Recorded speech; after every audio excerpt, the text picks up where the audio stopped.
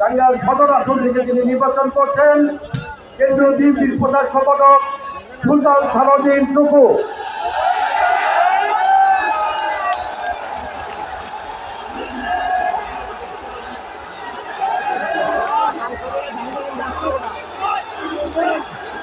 প্রিয় সদরবাসী, আস্তে আস্তে আস্তে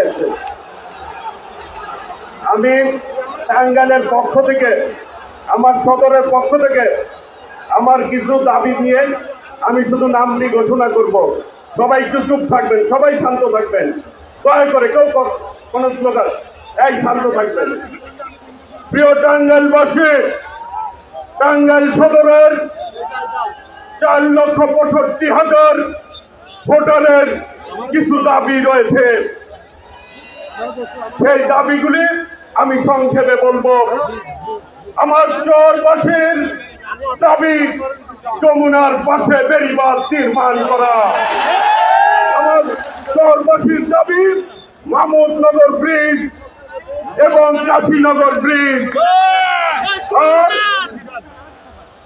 করুটিয়ার সাধক বিশ্ববিদ্যালয়, এই বিশ্ববিদ্যালয় আমাদের আদর্শের জনক শহীদ রাষ্ট্রপতি জিয়াউর রহমান সরকারি করেছিল, সেটির পূর্ণাঙ্গ বিশ্ববিদ্যালয় চায় টাঙ্গাইলের জনগণ। এই টাঙ্গাইলের জনগণ থাকার পথে টাঙ্গাইল অবহেলিত।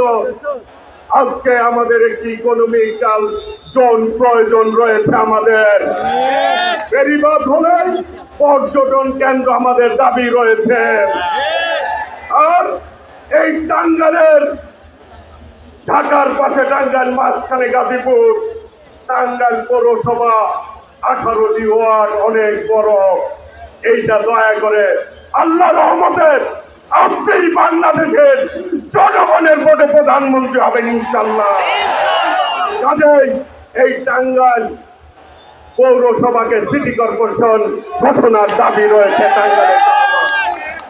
টাঙ্গাইলের জনগণের স্বাস্থ্য সেবা নিশ্চিত করার জন্য আমাদের একটি আধুনিক হসপিটালের দরকার রয়েছে।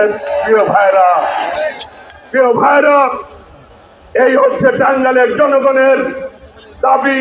আমার নেতা, আমার অভিভাবক বিএনপির